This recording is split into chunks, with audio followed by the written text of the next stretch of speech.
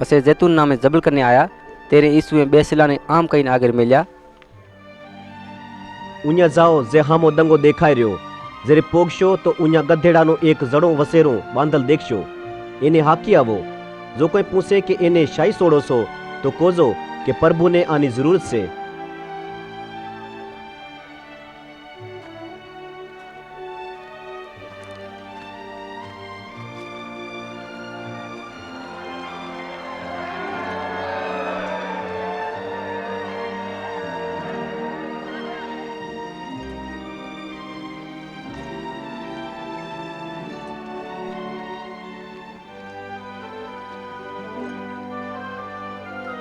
પછી બે શેલા જા અને જેમ ઈસુએ કીધું હતું એમ જ દેછું.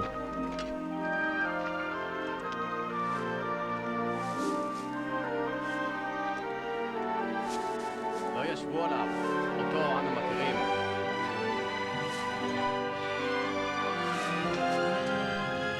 આને શાહી છોડો સોર્યા. પ્રભુને આની જરૂર છે.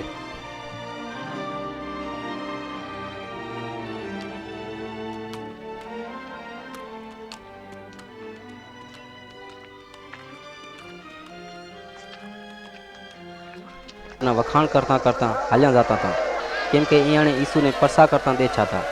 એ નારા હાણતા ક્રીસી કે ગુરુજી અહીંયાને ના પાડો કે હું એમ ના કે. જો હું એમ કરીશ તો પછી પથ્થરે મારા નારા હાણશે.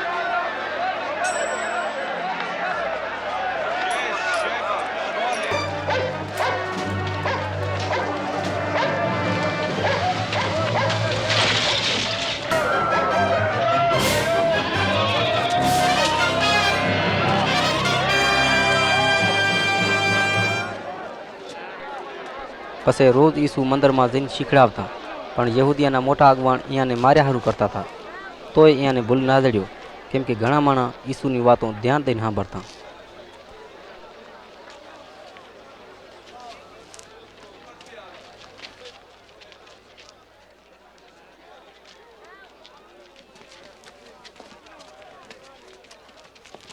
એકવાર જ્યારે ઈસુ મંદિરમાં શીખડાવતા હતા ત્યારે કાંક ધર્મી અગવાણે આવીને પૂછ્યું કે હે તમે કેને કીધાથી આ કામ કરો છો? કેણે તમને મોકલી દીધી છે? હું પણ તમા કનેથી એક વાત પૂછીશ કે શું યોહના ઈશ્વરને કીધેથી પવિત્ર સ્નાન દેતો કાં મણહાને કીધેથી?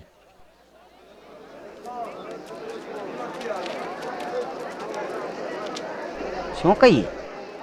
જો અમે કહેશું ઈશ્વરને કીધેથી તો હું પૂછે કે તમે એની વાત હું શાહી ન માન્યો.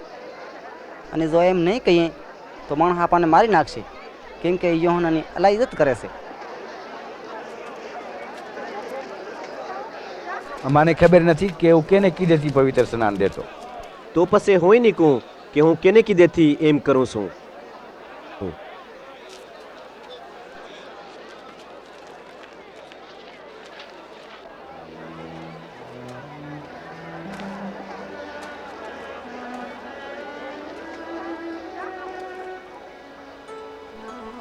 એક જમીદાર હતો. એણે અંગૂરાનો બાગ વવ્યો. પછી એ બાગ હારીને ઠેકામાંથી દઈને પોતે કાંક સાલા સુધી બીજે મલક જાતો રહ્યો. જ્યારે અંગૂર ઉતર્યાના દી આયા ત્યારે એણે એક નોકરને હારિયાકોર ઠેકાના પૈસા લેવા મેલ્યો. પણ હારીએ એને મારીને પાસો તગડી મેલ્યો. તો જમીદારે બીજા નોકરને મેલ્યો, એને પણ માર્યો અને બેસ્તી કરીને ઠાલે હાથે પાસો મેલ્યો. પછી એણે ત્રીજા નોકરને મેલ્યો અને હારીએ એથી પણ એની ઈ લકા કરી. તેરે જમીદારને ખ્યાલ આવ્યો કે હવે હું મારા મોભી દીકરાને મેલીશ. હારી જરૂર એનું માનશે, પણ જ્યારે હારીએ એને આવતા દેખ્યો તો સલાહ કરવા માંડ્યા કે લ્યો એને મારી નાખીએ એટલે આ બાઘ આપણો થઈ જાય. પછી હારીએ એને બાઘથી બારો ડેહડીને મારી નાખ્યો. હવે જે બાઘનો ધણી રહ્યો એ હારિયાથી ચેવી હાલત કરશે? હું પોતે આવીને હારિયાને મારી નાખશે અને બાઘ બીજાને ઠેકામાં દિશેલી. એમ ના થાય. ઈશ્વર ના કરે. જો એમ નહીં થાય તો પછી શાસ્ત્રની આ વાતનો શું મતલબ છે કે જે પથ્થરને મિસ્ત્રીએ અરગો ફગાવી દીધો એ જ પથ્થર ઘરનો બધાયથી જરૂરતવાળો પથ્થર નીહર્યો. જે એ પથ્થર માથે પડશે એના ટકરા ટકરા થઈ જશે, પણ જે માથે ઈ પડશે એને ભોર ભોર કરી નાખશે. ત્યારે જે ધર્મી અગવાણ ઊંઝા હતા એ સમજી જા કે ઈસુ આ મિસાલ અમા માથે જશે. તેમાં અહીંયાને રીહ સડી અને ઈસુને જાલત પણ માણસથી બિયાણા. પણ અહીંયાના કાંક જાચૂસ રાખેલ હતા, એટલે એ ધર્મી માણસનું રૂપ ધારીને ઈસુની હરચ રાખે અને ઈસુને કોઈ વાતમાં ફસાડીને રોમી ગવર્નર કને સજા દેવરાવે. ગુરુજી, અમાને ખબર છે કે તમે હાસા છો અને કોઈની ભીડ નથી લેતા, પણ રૂગો ઈશ્વરનો હાસો શેડો દેખાડો છો. હવે કહો કે શું આપણા ધર્મ પ્રમાણે અમે રૂમ મલકના બાદશાહને નાખો દઈએ કે ના? ચાંદીનો એક પૈસો દેખાડો.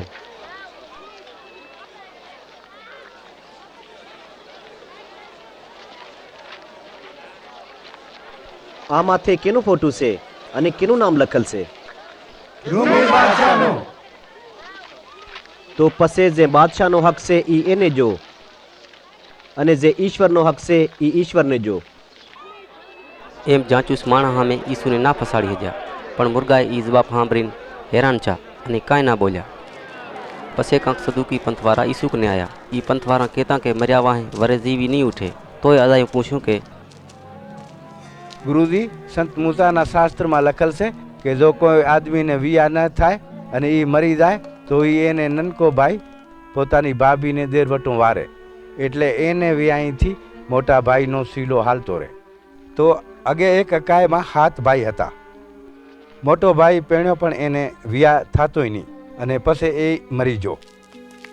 પછી બીજે અને ત્રીજે અને એવી રીતે 7 ભાઈ એ બાઈને ઘરમાં રાખી હતી. પણ 7 ભાઈ આમાંથી કોઈને વિયા ના છું અને 7 મરી જા. પછી નેઠી બાયડીએ મરી જઈ.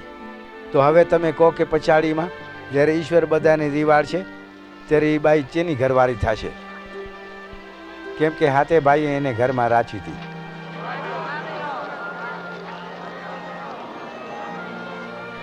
અહીંયા માણસ પોતે પેણે છે અને પેણાવે છે, પણ જે મોં માથે વિશ્વાસ રાખે છે ઈશ્વર અહીંયાને મરલામાંથી જીવાડીને પોતા ભેરો સરગમાં રહેવા દેશે. ઉઅહીંયા એમ નહીં થાય. ઉઅહીંયા એ કોઈ દી નહીં મરે, પણ એ દૂતાના વાર હશે અને ઈશ્વરના વિયા કહેવાશે, કેમ કે એ અહીંયાને જરૂર મરલામાંથી જીવાડી ઉઠાડશે. સંત મૂસાના લખેલ શાસ્ત્રમાં ભગવાન કહેશે કે હું ઇબ્રાહિમ, ઈસાક અને યાકૂબનો ઈશ્વર છું. અને એ તને અગે મરી જતા તોય ઈશ્વરની નજરમાં ઈ અને બીજા બધાએ હજી જીવતા છે, કેમ કે ઈશ્વર મરલાનો નહીં પણ જીવતાનો છે.